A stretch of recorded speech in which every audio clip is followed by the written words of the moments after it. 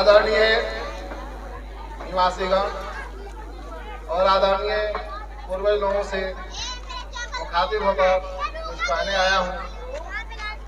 इस स्कूल के जो प्रोग्राम हो रहा है वो प्रोग्राम तो देखने में सब लोग मजा और लुत्फ लेने के लिए आए हैं, उसके बारे में भी हम कुछ शब्द बताएंगे।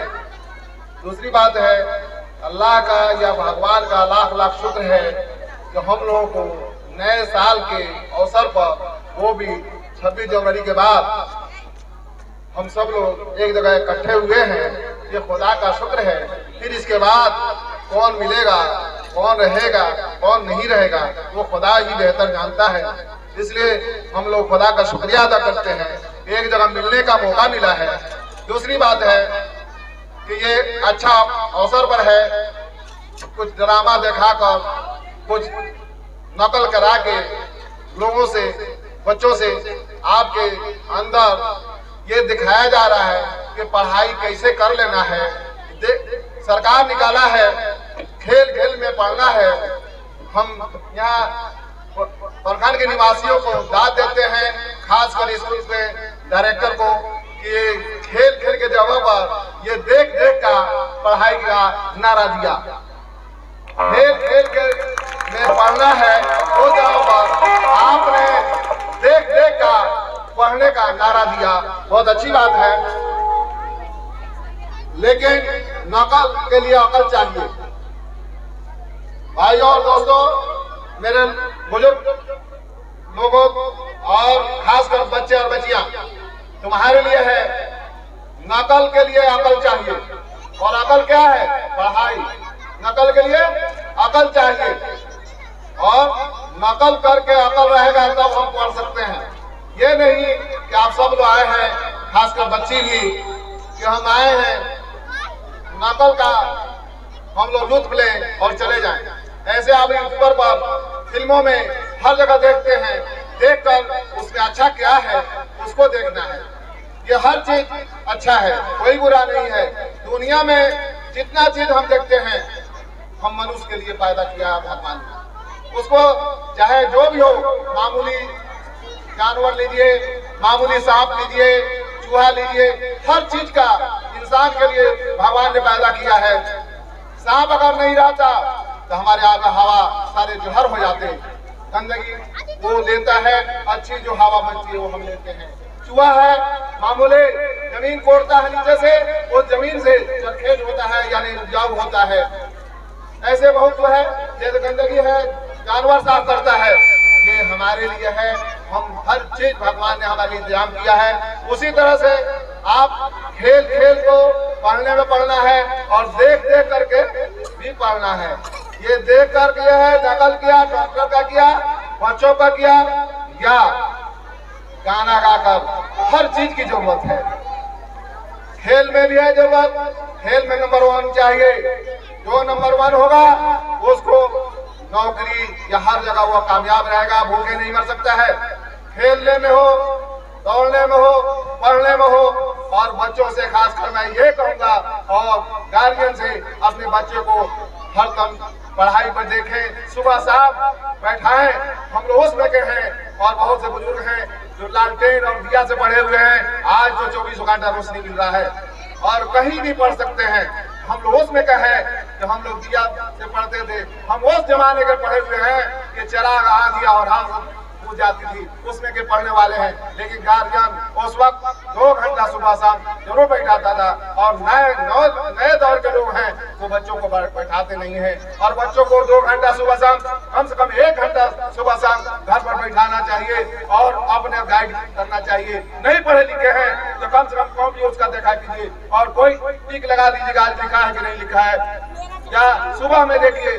और पहले के जमाने में हम लोग चिल्ला कर पढ़ते थे कि बच्चा सो नहीं जाए, हमारे नहीं जाए, और या खेलने में न लग जाए, दूर से भी रहेंगे तो हम सुन लिया करते थे। और आज जुबान ही जुबान में पढ़ता है, बच्चा पढ़ रहा है कि सो रहा है कि खेल रहा है, ये कुछ पता नहीं। सब गार्जियन अपने काम में रहते हैं, जिसका नतीजा है कि आजकल पैसा खर्च होता है, पढ़ाई पर हम इतना खर्च कर रहे हैं, उसके बावजूद भी बच्चे उसके लिहाज से बहुत कम कामयाब हो रहे हैं। हम सारे गार्जियन अपने भाग से मैं उद्देश्य देता हूँ और तरजीह करता हूँ कि आप लोग कम से कम 2 घंटा नहीं तो 1-1 घंटा सुबह शाम जरूर देखा कीजिए। चाहे सरकारी स्कूल हो, प्राइवेट में तो डर से देखते हैं लोग, प्राइवेट में पैसा खर्च होता है, इसलिए बच्चे को देखते भी हैं और कॉपी कलम पूछते रहते हैं और स्कूल में जाकर कहते हैं कि मेरा बच्चा नहीं पढ़ रहा है, पूछने जाते हैं। और सरकारी स्कूल में सिर्फ मुसाहार, सिर्फ आपको छात्रवासी छात्रवृत्ति खाना पूछने वगैरह जाते हैं। हम उस गार्जियन को ये कहते हैं, आप बच्चे को सरकार कॉपी दे रही है, किताब भी दे रही है, आपको पैसा भी दे रही है, आप उसमें जाइए तो कम से कम बच्चे को देखिए कि मेरा बच्चा जाता है या नहीं। और सरकार तो एक लगा दिया, उसको क्या कहें, कहने में भी डर है। पहले के जमाने में और भी जाते थे, अब बाउंडेड है, इसलिए न फेल कराना है न बच्चे को मारना है, तो बच्चा आपका कैसे कामयाब होगा।